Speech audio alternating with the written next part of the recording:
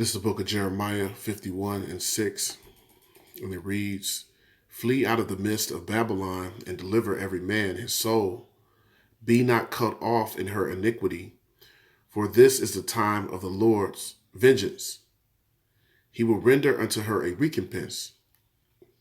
Verse 7, "Babylon hath been a golden cup in the Lord's Yahweh's hand that made all the earth drunken.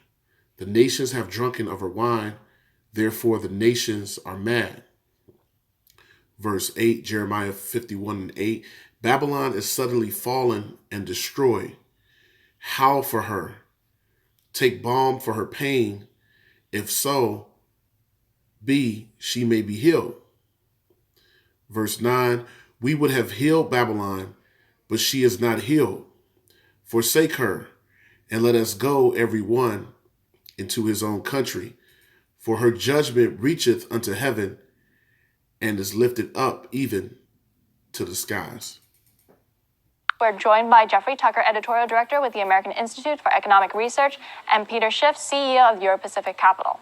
So, Peter, let's start with you. You've been calling this entire correction for at least a good year now, but this is now looking more like a full-blown recession rather than just a correction. So are the markets in oversold territory? Is the 11-year bull market finally over? Well, the bull market is clearly over. I mean, just look at the numbers. But I've been calling for not just a correction. I've been calling for a bear market, and we're in one. But more problematic, this is the beginning of the greatest financial crisis in U.S. history. The financial crisis of 2008 will pale in comparison, as will the severity of this recession. We're going to have a much greater recession than the one that we had in 2008. The difference is going to be this one is actually going to have inflation. We're going to have rising consumer prices and a falling dollar, which is going to make it so much worse than what was experienced 10, 12 years ago. And now, Jeffrey, do you agree with this assessment that we're actually in store for a worse recession than we saw 10 years ago? Because we're definitely going into a bear market. And what's that going to look like? Yeah, look, the numbers are going to show recession. I think a couple of weeks ago, I might have said we would have chopped off a point or two from the GDP in the first quarter, maybe the second quarter, but now it's going to approach negative territory. I think by the summer, when we look back at these numbers, it's going to look extremely grim. I think where I differ with my friend Peter is that I actually think it's possible that we could get out of this thing pretty quickly come the fall and the winter, and things could be restored very quickly. I think Peter has a bit of an apocalyptic view. Now, let me just tell you, I'm speaking to you from New York right now, and it does seem like the apocalypse. I mean, Broadway was just shut. Everything's closing down. It's a disaster. The U.S. has handled this pandemic crisis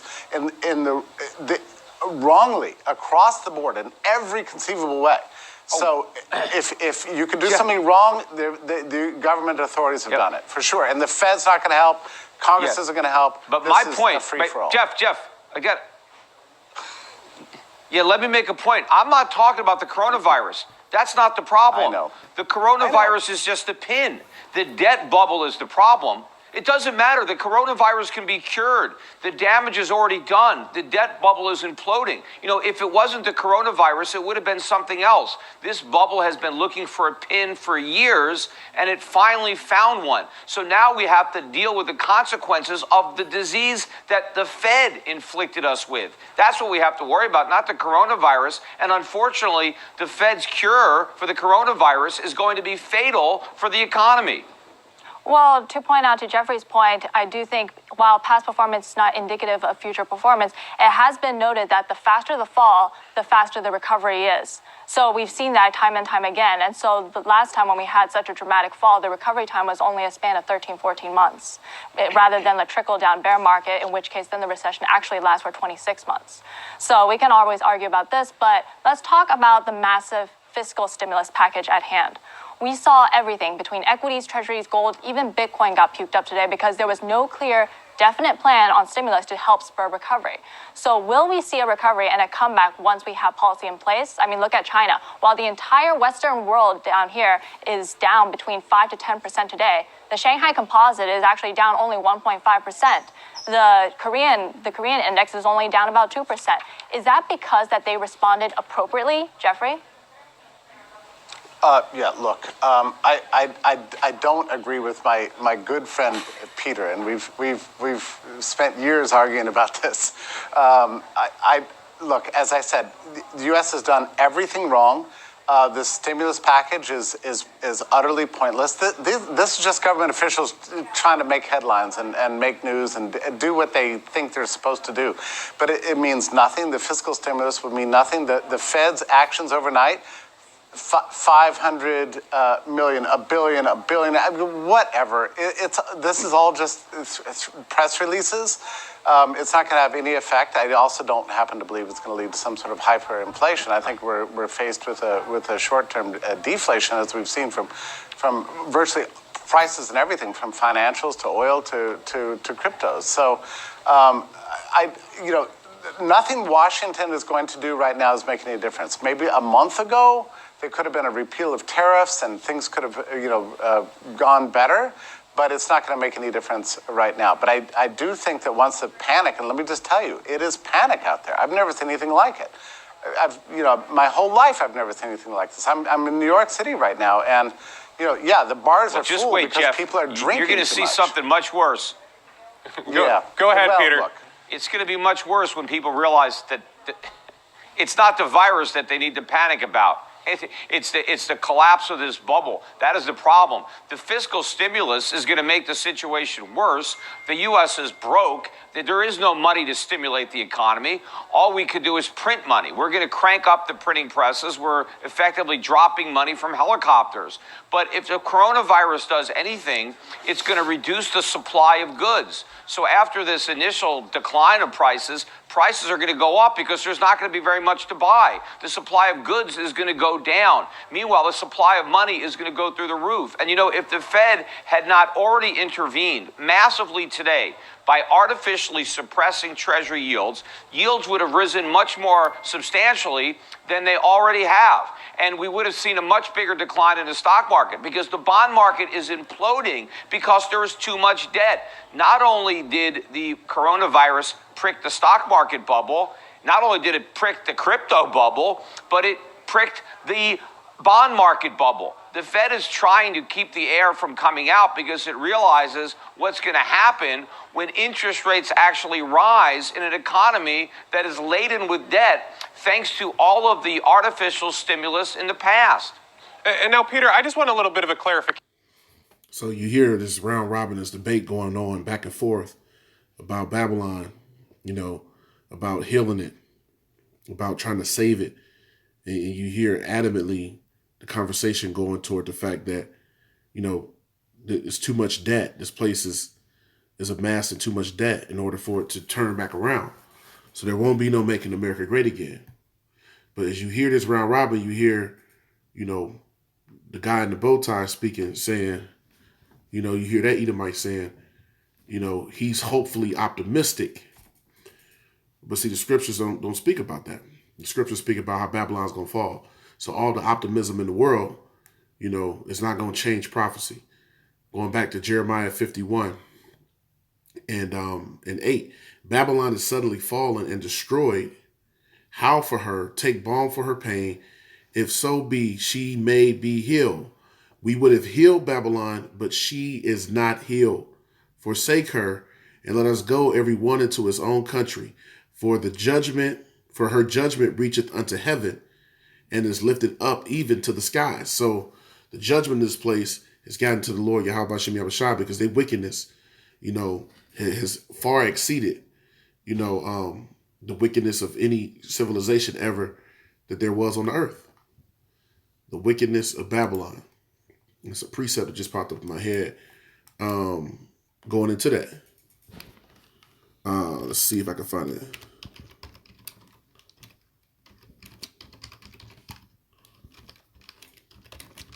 The wickedness of Babylon, has reached unto the skies, it says. I got a precept for that, but I have another one that popped up in my head. Let's see if I can find it real quick. Yeah, here it is. 2 Ezra 15:6. It reads, 2 Ezra 15:6. For wickedness hath exceedingly polluted the whole earth, and their hurtful works are fulfilled. So the wickedness, of the so-called white man, the devil, the deceiver on the planet, has exceedingly polluted the whole earth. And it says, and their hurtful works are fulfilled. And what is the fulfillment of those hurtful works? Well, Babylon's wickedness have reached into the skies. My next precept shows this. So you go to Revelation 18, it says the same thing. Let's get it real quick. So the sins of Babylon, the reason why Babylon can't be healed is because the wickedness of this place, as the scriptures say, wickedness hath exceedingly polluted the whole earth. The wickedness being pushed by Babylon in this time has exceedingly polluted the whole earth. The whole earth is defiled. Like it says in the book of Micah, it says the whole earth is defiled. Now, Revelation 18:1, it says, and after these things, I saw another angel come down from heaven, having great power, and the earth was lightened with his glory. And he cried mightily with a strong voice, saying, Babylon the great is fallen, is fallen. So we're in a time where we're seeing this prophecy coming to fruition. This prophecy is coming to pass, which is Babylon is fallen. And we heard this round robin, this discussion of these economists speaking back and forth about how this place is fallen and what's going to happen next and so on and so forth. How long before the actual depression? So Babylon the Great is fallen, it says, and has become the habitation of devils and the hold of every foul spirit. So you got all the most wicked spirits right here in Babylon, and the cage of every unclean and hateful bird. People of all the nations that are here are the worst of the worst. You see what so-called freedom has gotten you. The freedom to do whatever you want to. Do as thou wilt spirit is what's here in Babylon. We see what it actually is the product of homosexuality, pedophiles, transsexuals, transgenders, it's transhuman agenda, whores, feminists, murderous thugs. This place was, founded and rooted on bloodshed. So it's going to go out through much bloodshed. And that's what's in the midst of this place. There's nothing that's righteous about Babylon, America. Verse 3, Revelation 18:3, for all nations have drunk of the wine of the wrath of her fornication. All nations are intoxicated by the ways of Babylon. Because Babylon, pertaining to Job 9:24, the earth is given into the hand of the wicked. Because Babylon, which is the children of the wicked, are ruling the earth. And the kings of the earth have committed fornication with her. And the merchants of the earth are waxed rich through the abundance of her delicacies. Verse 4, and I heard another voice from heaven saying, come out of her, my people. So this is the call from the prophets speaking, saying, come out of her, my people. And this is going to be a voice that, that we believe, through the Spirit, Yahweh Shem Yahushua, is going to come through the heavens and actually call his people out. But that call first is going out from the prophets, the trumpet being blown. That ye be not partakers of her sins, and that ye receive not of her plagues. The prophets are out telling you to come out of Babylon, meaning come out of the ways, come back to the Lord Yahweh Shem Yahushua, come back to being an Israelite. For you so-called Negroes, Latinos, and Native Americans, you comprise the 12 tribes of Israel. You are the chosen people of the Most High, according to the Bible, scholarship, history. You are the Israelites. Verse 5, Revelation 18:5, for her sins, Babylon's sins, like it said in Jeremiah 51, have reached unto heaven, and the Most High hath remembered her iniquity. See, the Most High have remembered the wickedness of this place.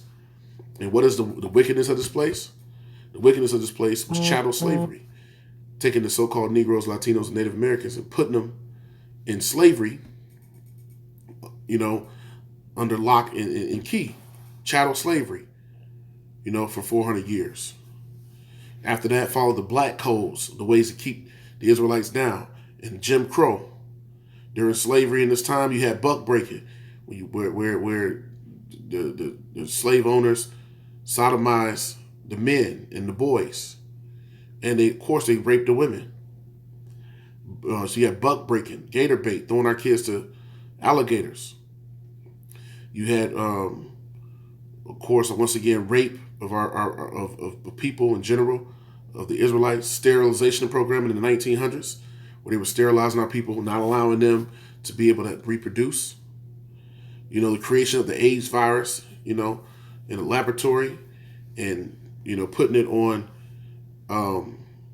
the children of Israel, starving the children of Israel, you know, for population control.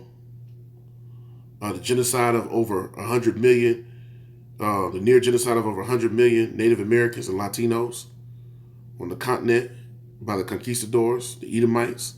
Today, the penal codes, they give so-called Black, Hispanic, and Native Americans 4 times the penalty for the same crimes committed as Edomites.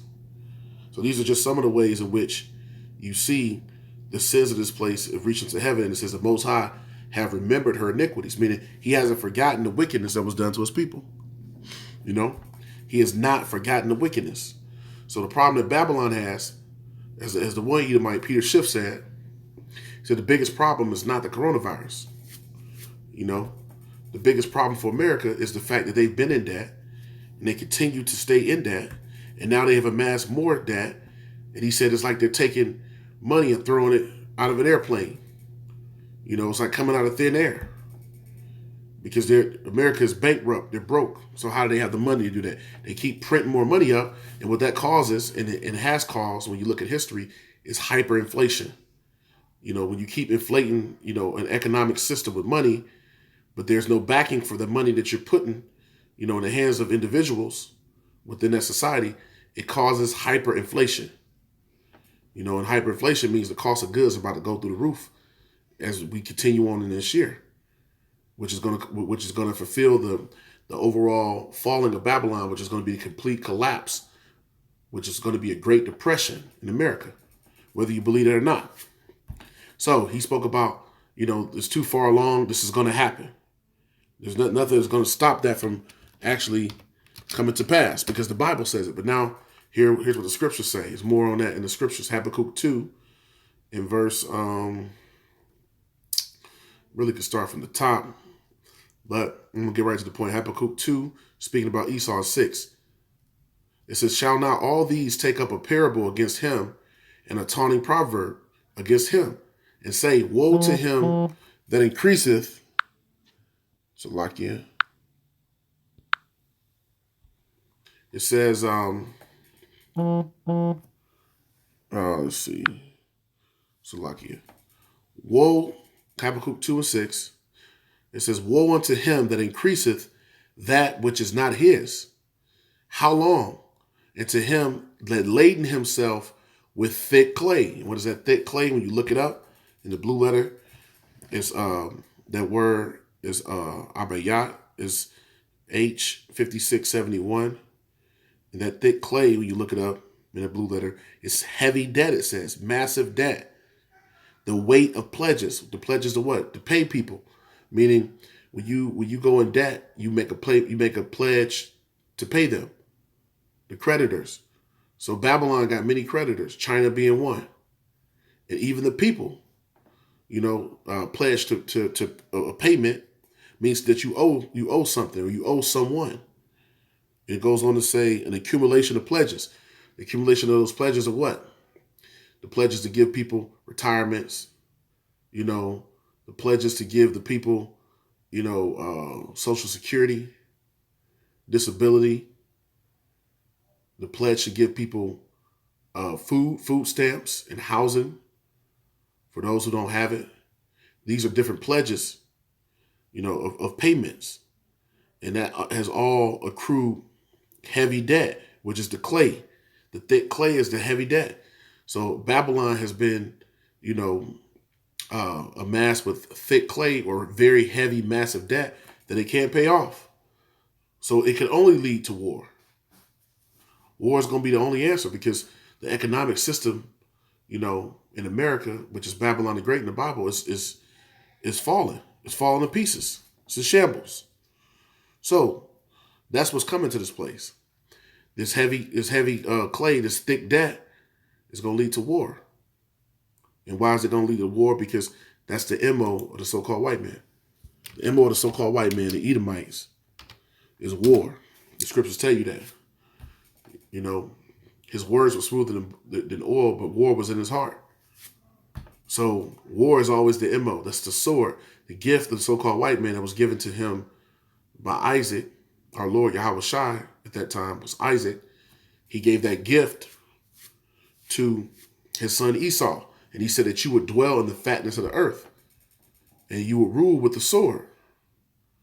And we're seeing that play out. So that's always the answer of Esau, is to go back to the sword, you know, to rape, robbery, and murder, to kill. That's the gift that he's been given. Nahum 3:1. Woe to the bloody city, which is America. And this is a bloody city because of all the things I named. You know, all the things, all of the sin that the Lord said he has not forgotten. So it says, woe to the bloody city, which is America, Babylon. It is full of lies and robbery. The prey departeth not. That's why when you read in Jeremiah 51, it says that Babylon has been a golden cup in the Lord's hand. That's why you read through the scriptures, all through the Bible tells you how the Lord's coming back to destroy Babylon. Isaiah 63rd chapter, Isaiah the 34th chapter, Joel the 3rd chapter, the whole book of Revelation, you know, and it's called by these different names: the bloody city, the golden city, the golden cup. That's speaking of Babylon. So the Lord has a vendetta with Babylon, you know. So it says, woe to the bloody city. It is full of lies and robbery. The prey departeth not. You Israelites are the prey. You are slaves, pertaining to Deuteronomy 28 and 48 and 68. You are slaves. We will be slaves until Yahweh Shai, you know, come and free the elect out of the slavery. So it says, it is full of lies, nothing but lies, robbery, and the prey departeth not. Because the Native Americans, you Israelites, you know, you so-called Latinos and Native Americans, everything was taken from you. You were robbed, and everything was taken from the nation of Israel. You were robbed and spoiled of your heritage. And that was at the hands of the so-called white man and the conquistadors, destroying the nation of Israel collectively. So, woe to the bloody city, meaning destruction. So the only thing that's coming to this place is destruction. So when you read, I'm going to go to the book of Micah 2. When you read, here's the reason why. It said, the Lord have not forgotten her sins have reached unto heaven. The Lord have remembered her iniquities. Here's why. Micah 2:1. Woe to them that devise iniquity and work evil upon their beds, meaning those who devise wicked plans, the diabolical plans of the white man. He's going to chip everybody. He's going to perform all this wickedness that he's imagining in his heart. Because much of it he's done, but the Most High said he's not going to be able to accomplish that thing to take over the planet Earth as he has imagined it, which is the chip. That would not come to pass. You know, so that is the limit. Esau has reached his zenith. That is the limit for the Most High. The wickedness reached unto heaven. Okay, this is it. Because the next step is pushing toward the chip. The prophecy shows us that. So that's not going to happen. So it says, when the morning is light, they practice it, the wickedness that they imagine, because it is in the power of their hand. Once again, Job 9:24 came back around again. The earth is given into the hand of the wicked. So they have the power from the Most High, also pertaining to Daniel 4:17, that the Lord giveth the earth, you know, in rulership to whomsoever he will, and to the bases of men. The base man is Esau, pertaining to Job, the 30th chapter. Continuing on, Micah 2:2, they covet fields. The Edomites is showing you who we're speaking about. The Edomites covet fields and take them by violence. So they go around rape, robbing, and murdering the planet. In houses and take them away. So they oppress a man in his house and even a man in his heritage. That's why we don't have our heritage no more. You so-called Negroes, Latinos, and Native Americans. Because it's been taken by violence. That's why Babylon has to fall by violence when you go to Revelation, the 18th chapter. Babylon has to fall through violence. That's the way this place is going to fall. So that's the MO, you know, of Babylon, you know, of America, and of the Edomites, more specifically. Their MO is to rape, rob, and murder the planet. But see, nothing can heal Babylon because the Most High has remembered all of this wickedness, and now he's given the recompense to Babylon for all the wickedness that she has done unto the planet. See if I get another precept or two. Here goes another precept showing that this is the so-called white man. This is Jeremiah. Let's go to Jeremiah 49. This shows. So The scriptures tell us, we just read, that they covet fields, they take them by violence. So that's how we know who the so-called white man is, the Edomites. Scriptures tell you the Edomites do this. Jeremiah 49 and 11, and it reads, Salakia, Jeremiah 49, or excuse me, Salakia, Psalms 49 and 11. So Psalms 49 and 11 gives you more of the MO of the Edomites. Okay, it says, Psalms 49 and 11, the inward thought, what the Edomites believe in their spirit, and they try to execute with their deeds, is that their houses shall continue forever. They building like there's no tomorrow. We're in the midst of a recession and been for some time. And you continue to see buildings going up, apartment buildings, in many cities around the country. You see gentrification going on nonstop in every developed major city in America. You see it going on everywhere. So their inward thought is that their houses are going to continue on forever. They believe that they can weather the storm, that Yahweh Shem Yahushua ain't going to bring them down. And they're dwelling places to all generations. So they think that this is just going to continue on, and their generational wealth that they've come and used the nation of Israel by taking a whole continent, North America, North, South, and Central America, taking a whole continent and robbing them, the people, of all their natural resources, and using, the Negroes, West Indians, and Haitians in hardcore slavery, along with the 10 tribes, the Native Americans and Latinos as well, to a certain degree. They believe that they can do that, and all this wealth that they've accumulated enough wealth to keep passing it on to their generations and to keep the power seat of the world. They call their lands after their own name. See, it tells you the MO of the white man. And what are these lands? America, Africa, South Africa, the Caribbean islands. They call these after their own names. Australia, New Zealand, Europe, Canada, all through Africa, you got people that speak what? French. Why? Because the French came in there. Why do the Brazilians speak Portuguese? They didn't speak Portuguese before because they were conquered by the Portuguese. Why is it called the British Islands? Because the English ruled there up in the Americas, coming up to the Americas. That's the reason why. Why do so-called Latinos down in Central South America speak Spanish? Different variations of Spanish now. Because they spoke Hebrew before then, because the Spanish conquered them. The same way with the Dutch and all the other Edomites that came over here. Because they name their lands after their own names. America Vespucci. Africa, Leo Scipio Africanus. So you go on and on and on. Showing you the MO of Esau. This is how he get down.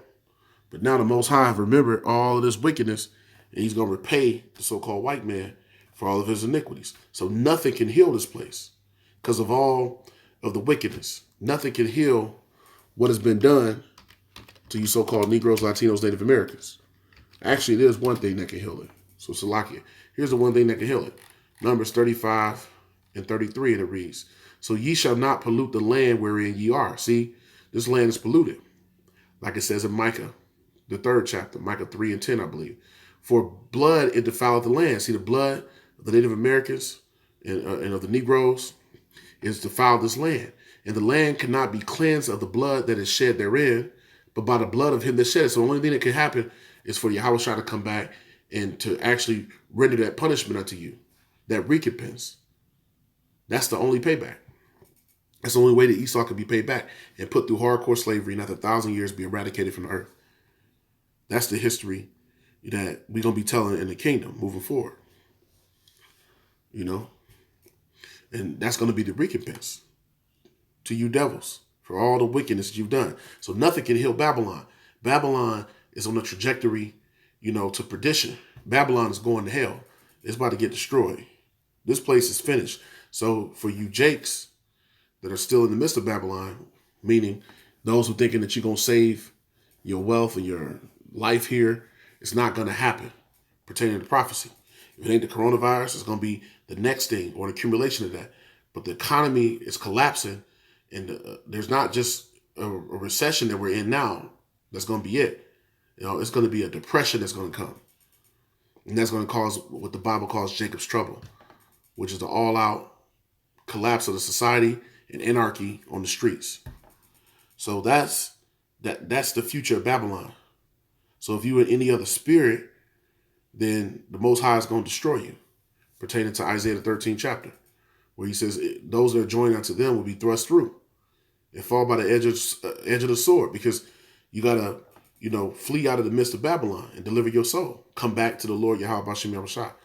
So you see Jake's doing that on the four corners of earth, no matter where they are. They're coming back to Yahweh Bashem Yahushua, because the prophecies say that would happen. So Babylon can't be healed. Babylon is going to be destroyed, and Babylon is falling. So Abba Babal, Yahweh Bashem Yahushua, Abba Babal. So with that, I hope that was edifying. I want to give all praises, honor, and glory to Yahweh, Ba'ashem Yahushai, Ba'ashem Rakah Quadash. Double honors to the elders and apostles of Great Millstone, the true teachers of Israel today.